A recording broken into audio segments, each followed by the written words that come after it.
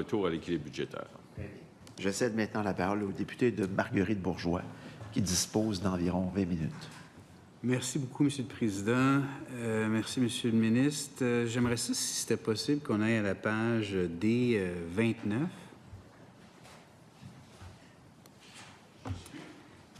J'aimerais comprendre, là, ici, là, on parle de renforcer l'équité du régime fiscal.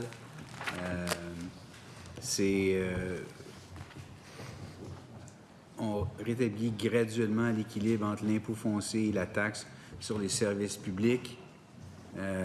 On actualise le droit d'immatriculation additionnelle pour les véhicules de luxe. C'est comme un genre de mélange entre peut-être des fonctions que le municipal aurait pu faire, d'une certaine façon? Bien, vous avez raison là, que le lien entre les droits d'immatriculation additionnelle pour véhicules de luxe puis la taxe sur les services publics est indirect. Ouais. Je veux dire qu'à un moment donné, on regroupe les sections et puis ici, on parle, le mot-clé de la section 3.2, c'est équité. Ouais. Alors, dans la mesure que la taxe sur les services publics n'a pas augmenté alors que l'impôt foncier, lui, a augmenté, mais on décide de faire un ajustement sur la taxe des services publics. C'est ça le principe d'équité. Puis, les véhicules de luxe, c'était inéquitable qu'un véhicule de 42 000 soit... C'était bien 42 et non 40. 42 soit considéré comme un véhicule de luxe en 2025. Alors, on augmente ça pour, dans le fond, exclure des modèles qui sont très populaires, tels que le Toyota RAV4 puis le Chrysler Grand Caravan, qui coûte moins que 62 500. Fait que, grosso modo, ici, là, quand on regarde tout ça... C'est l'équité qui est le thème. C'est 278,5 millions de plus dans les poches du gouvernement, c'est ça? Oui, mais sur 5 ans, là, en 29-30, c'est 109 millions. C'est ça. Oui. Donc, on ajuste, on mise à jour, on actualise tous les termes qu'on peut parler là, pour mettre... C'est ça. Oui. C'est 40 000 à 62 000, excusez-moi, le véhicule de luxe. C'est la question de ça.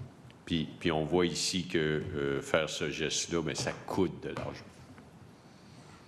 D'accord. Donc, c'est un genre d'indexation, d'une certaine façon. Bien, vous savez, on reçoit tous des lettres, soit au bureau de comté, au ministère des Finances, puis à une adresse Z-ministre. Le nombre de plaintes qu'on a reçues en 7 ans pour se faire dire que 42 000, c'était pas un... 40 000, c'était pas un véhicule de luxe. C'est important. Alors, clairement, il y avait ce chiffre-là de 40 000 pour payer la surtaxe de véhicules de luxe. Il était non indexé depuis 1988. Alors,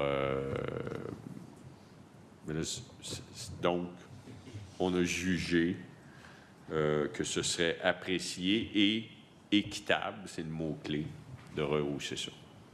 Donc, les gens qui ont un véhicule entre 40 à 62 000 n'auront pas cette surtaxe-là à payer? C'est ça. Puis là, on donne des exemples, là, mais notamment le Toyota RAV4 et le Chrysler Grand Caravan. Là, j'imagine que c'est peut-être pas les modèles tout équipés là, pour rester en bas du prix. Puis, quelqu'un qui va avoir acheté un véhicule, par exemple, de 70 000 va payer la surtaxe sur le 10 moins 62, c'est ça? Donc, sur le 8 000. Oui, c'est bien. La surtaxe est sur la chambre qui excède. Oui, vous avez raison. Sur le montant qui excède. Okay, c'est bien ça. D'accord. Ça répond à ma question là-dessus. Puis, il y a un autre point au niveau de l'équité, c'est que les véhicules électriques, c'était pas 40 000, c'était 75 000. Alors là, on a ramené tout le monde à 62 500. Durant l'intermède, ce matin et maintenant, j'ai retrouver mon tableau à la page La ligne pointillée. D43 avec le pointillé. Oui, excellente ligne pointillée. J'aimerais en fait essayer de comprendre comment on peut regarder ça. Est-ce que le pointillé est le net du point de vue du gouvernement? Excusez. Est-ce que c'est le net du point de vue du gouvernement? En fait, le pointillé, la différence entre la ligne pointillée et la ligne pleine, c'est ce que nous allons aller chercher avec... Alors, l'écart entre les deux lignes, c'est ce que nous allons obtenir de la contribution des véhicules électriques et hybrides rechargeables à la contribution annuelle pour le Fonds de réseau de transport terrestre. Et ça, c'est la différence entre la ligne pleine et la ligne pointillée. C'est l'argent qu'on va aller chercher, le 125 Oui, qui correspond en fait à 163 millions en 2029-2030, OK. 118 millions en 2028-2029. OK, d'accord. Puis donc ça, c'est l'objectif, en fait, c'était de trouver une façon de compenser la baisse des revenus qui venaient de la taxe sur l'essence, si je comprends bien, c'est ça? Oui, mais parce qu'on sait que la taxe sur l'essence, là, la taxe spécifique sur les carburants, merci pour les mots justes, là, parce qu'il y a plusieurs taxes sur l'essence. Fait que la taxe spécifique sur les carburants finance le Fonds de réseau de transport terrestre. Or, cette taxe n'a pas été indexée depuis très longtemps. Et là, il y a plusieurs universitaires et éditorialistes qui ne se présentent pas aux élections. Eux, tout ce qu'ils ont à dire, c'est la taxe n'est pas indexée, indexez la taxe, vous allez avoir plus de revenus. Conversation autour de la bouteille d'eau, les Canadiens ont gagné hier, pourquoi la taxe sur les carburants n'est pas indexée? Il faudrait indexer la taxe sur les carburants. Bon. Mais le problème, c'est que le nombre de voitures à essence diminue. Fait que là, on essaie de maintenir un niveau de revenu avec la tarte qui diminue.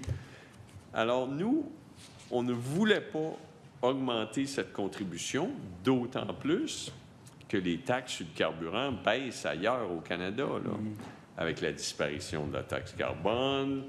On sait qu'il y a eu des rabais sur l'essence en Ontario. Fait qu'on serait anachronique si on augmente les taxes sur l'essence alors qu'elles baissent partout, là. Ce serait vraiment mal reçu.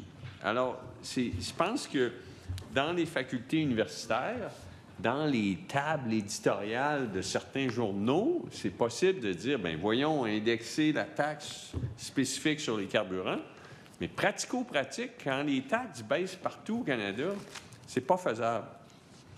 Donc, nous, on a dit, peut-être que ceux qui ne contribuent pas pourraient contribuer, c'est-à-dire les véhicules hybrides et électriques, avec une contribution annuelle de 125 $.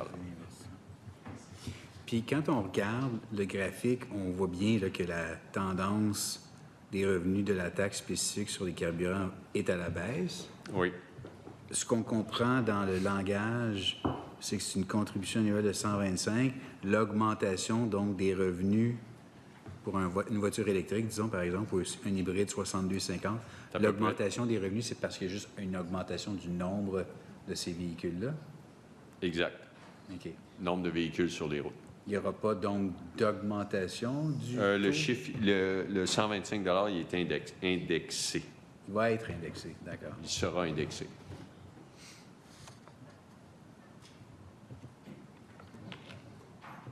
D'accord. Puis une petite note en bas de la page, de pile à hydrogène, c'est une minorité de véhicules, ça, j'assume? Je pense que oui. J'en ai pas vu dans le stationnement du complexe que j'ai.